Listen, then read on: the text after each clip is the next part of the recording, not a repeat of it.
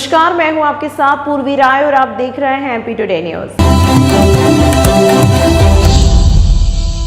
सांवेर में भाजपा कार्यकर्ता ने भाजपा कार्यालय का घेराव किया और कैबिनेट मंत्री तुलसीराम सिलावट को भाजपा के कई कार्यकर्ताओं ने इस्तीफा दिया और राजेंद्र चौधरी को टिकट नहीं, भाजपा को वोट नहीं के नारे लगाए हैं। बता दें कि देपालपुर में जबरेश्वर सेना के संरक्षक राजेंद्र चौधरी विधायक की दावेदारी कर रहे हैं, लेकिन बीजेपी ने दूसरी लिस्ट में मनोज पटेल का नाम पेश किया। इसीलिए जबरेश्वर सेना के कार्यकर्ता एवं आमजन में आक्रोश देखने को मिल रहा है।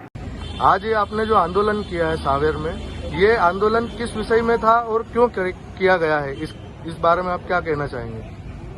भारतीय जनता पार्टी ने अपनी दूसरी लिस्ट जारी की। उसमें देपालपुर विधानसभा में राजेंद्र चौधरी जो हिंदूवादी नेता है, जबरेश्वर सेना के संरक्षक है, वो प्रबल दावेदार थे। लेकिन उनको दरकिनार करने के बाद भारतीय जनता पार्टी ने एक वंशवाद, पट्टावाद को बढ़ावा देते हुए 2 बार विधायक हारे और इस बार भारी विरोध होने के बाद भी उनको टिकट एक पट्टे के रूप में दे दिया गया। इसके मनोज पटेल को जिस प्रकार से टिकट मिला है उसका आक्रोश सांवेर में भी आज देखने को मिला, क्योंकि जबरेश्वर सेना सैनिक और हिंदूवादी नेता राजेंद्र चौधरी की बहुत तादाद में सांवेर में एक टीम है और वो निरंतर समरसता के कार्यक्रम चलाते रहते हैं। उससे बहुत सारे लोग यहाँ प्रभावित हैं।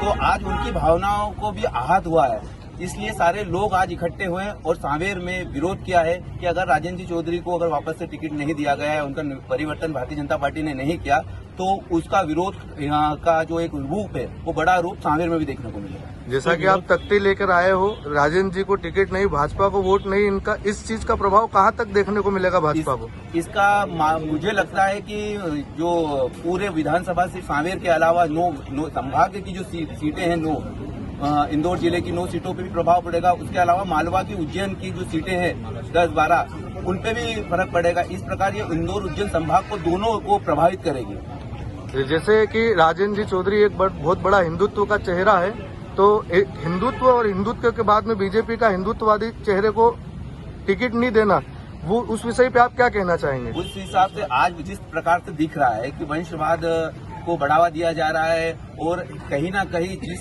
शख्स ने अपने 8 से 10 साल हिंदू समाज के लिए जेल में गुजारे, उनके द्वारा फैलाए गए हिंदू आतंकवाद के चलते जिसने अपने 8 साल बलि चढ़ा दिए, बीजेपी ने ऐसे क्रांतिकारी नेता को छोड़ते हुए वंशवाद का साथ देते हुए मनोज पटेल को टिकट दी गई और राजेंद्र जी चौधरी को दरकिनार कर दिया गया। इस बात के विरोध के स्वरूप में आज हम लोग सभी सांवेर विधानसभा में यहाँ पर एकत्रित हुए हैं। हम सभी सांवेर विधानसभा क्षेत्र के बीजेपी के कार्यकर्ता हैं। यहाँ पे सारे बीजेपी के कार्यकर्ता बीजेपी को ये कहने के लिए आज उपस्थित हुए थे कि आप ये जो वंशवाद की राजनीति कर रहे हैं, ये बीजेपी के लिए घातक सिद्ध होगी।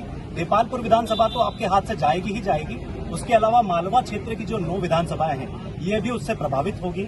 अपितु जहां जहां राजेंद्र चौधरी का प्रभाव है, जबरेश्वर सेना का प्रभाव है, आसपास की भी सभी विधानसभाओं में भी इससे प्रभावित होगी और बीजेपी को इसका अग्रिम चुनाव में बहुत ही बड़ा खामियाजा भुगतने को मिलेगा।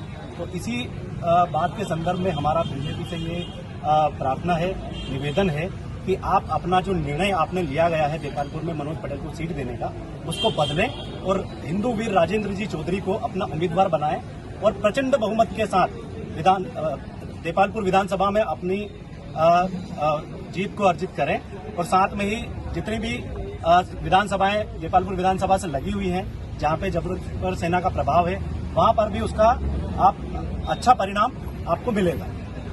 आपका नाम और गांव का नाम? विनोद चौधरी, गांव दर्जी कराड़िया, तहसील सांवेर। तमाम महत्वपूर्ण खबरों के लिए देखते रहिए एमपी टुडे न्यूज।